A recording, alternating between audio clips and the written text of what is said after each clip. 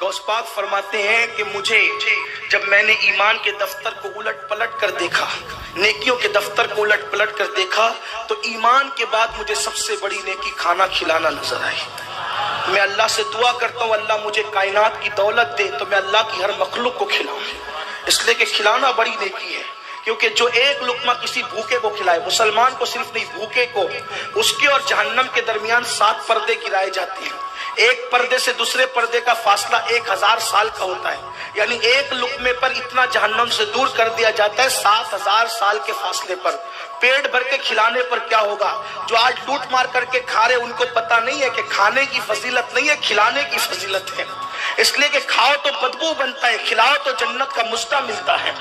اس لیے اللہ والوں کو کھانے کی فکر کم ہوتی تھی، کھلانے کی فکر زیادہ ہوتی تھی۔ اسی لیے آپ دیکھیں جس ولی کے آستانے پہ جائے آپ کو لنگر ہی ملے گا، کھلانے کا معاملہ ملے گا۔ غوث پاک کے یہاں لنگر، غریب نواز کے یہاں لنگر، صابر پاک کے یہاں لنگر۔ اور میرے صابر نے تو یہ شان کی 12 سال بھوکے رہ کر دوسروں کو کھلایا۔ اللہ اکبر! رہ کے فاقے میں غریبوں کو کھلانے والے ایسے ہوتے ہیں محمد کے گھرانے والے۔ لوگوں سے چھین کے کھانا تو سب کو آتا ہے، بھوکے رہ کے کھلانا کوئی حضور کے گھرانے سے سیکھے۔ یہ صابر پاک نے کیا ہے۔ اللہ اکبر! تو غوث پاک یہاں کھانے کی بڑی فراوانی تھی، بہت فراوانی تھی۔ لنگر تقسیم ہوتے تھے، لوگ کھاتے ہی رہتے تھے، اور لنگر میں بھی چھوٹی موٹی چیز نہیں پکتی تھی۔ یہاں بھی ایک بات تھوڑی کہنا چاہتا ہوں، برا نہیں مانے تو۔ بیٹے کی شادی میں 80 روپے والے چاول پکتے ہیں، لیکن نیاز کرے تو سستے والا چاول ذرا لائیں، اس پہ بھی نیاز ہو جاتی ہے۔ لیکن آپ آنے والوں کو کیوں دیکھتے ہیں؟ بیٹے کے نام پہ 80 روپے کلے والے چاول لائے، غوث پاک کے نام پہ 20 روپیہ۔ یہ محبتوں کی بات ہے، یہ محبتوں کی۔ کچھ لوگ کہتے ہیں یار یہ اتنی نیازیں کیوں ہوتی ہے؟ اگر یہ پیسے اٹھا کے مدرسے میں دے دیے جائیں تو جو ہر سال عمرہ کو جاتے وہ پیسے بھی پھر مدرسوں میں دے دو، جو ہر سال حج کو جاتے وہ پیسے بھی مدرسے میں دے دو، سبھی مدرسوں میں دے دو۔ پھر امام حسین نے 25 حج کیوں کیے؟ امام آدم نے 55 حج کیوں کیے؟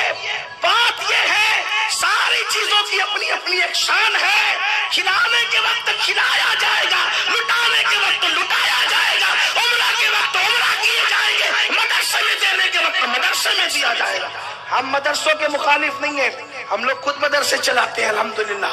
یہ آپ برکات خواجہ کی برکتیں دیکھ رہے ہیں، گلشن اجمیر کا گلشن دیکھ رہے ہیں۔ سنی دعوت اسلامی کے 60 سے زیادہ مدرسے ہیں پورے ملک ہندوستان میں، ہمارے امیر کی سرپرستی میں 60 سے زیادہ دارالعلوم چلتے ہیں۔ لیکن جو ہے سب نیکی کی خوشبو الگ الگ ہے۔ اس لیے اگر آپ کو نیاز کرنے میں تکلیف ہے اور جب آ جاتے ہیں تو چھپتے چھپاتے برابر آ کے کھاتے ہیں، نہیں وہ تو آ گئے تھے ایسے، جب آپ کھاتے نہیں ہیں تو پھر آتے کیوں ہیں؟ اور کچھ لوگ اتنے کٹر ہیں، کہتے ہیں نہیں ہم تو فاتحہ کا نہیں کھاتے۔ ہم کہتے ہیں ہاں ضرور نہیں کھاتے ہو اور نہ کھاؤ گے فاتحہ کا، کہ نہیں وہ دیگ والا کھاتے فاتحہ والا نہیں کھاتے۔ کیوں نہیں کھاتے؟ اللہ کے رسول نے فرمایا جس کھانے پہ بسم اللہ پڑھا جاتا ہے وہ شیطان پہ حرام ہو جاتا ہے۔ ارے بسم اللہ پڑھی تو شیطان نہیں کھا سکتا، چاروں کل پڑھی۔ آگے نہیں کہوں گا اس لیے کہ آج کل کے حالات کا بھی خیال کرنا ہوتا ہے۔ میری سنی قوم بہت سمجھدار ہے، ہم فاتحہ کا نہیں کھاتے، ہاں انتر منتر نہیں پڑھے جاتے، اللہ کا قرآن پڑھا جاتا ہے، اور جس کھانے پہ قرآن پڑھا جائے وہ شیطان پہ حرام ہو جاتا ہے۔ اب جو بیچارے نہیں کھاتے ہمیں الزام نہ دے، وہ خود سوچے میری برادری کون سی ہے۔ میں کوئی چھیڑ چھاڑ کی بات نہیں کر رہا ہوں، لیکن لوگ ہمیں زخم دیتے ہیں، لوگ ہمیں صدمہ دیتے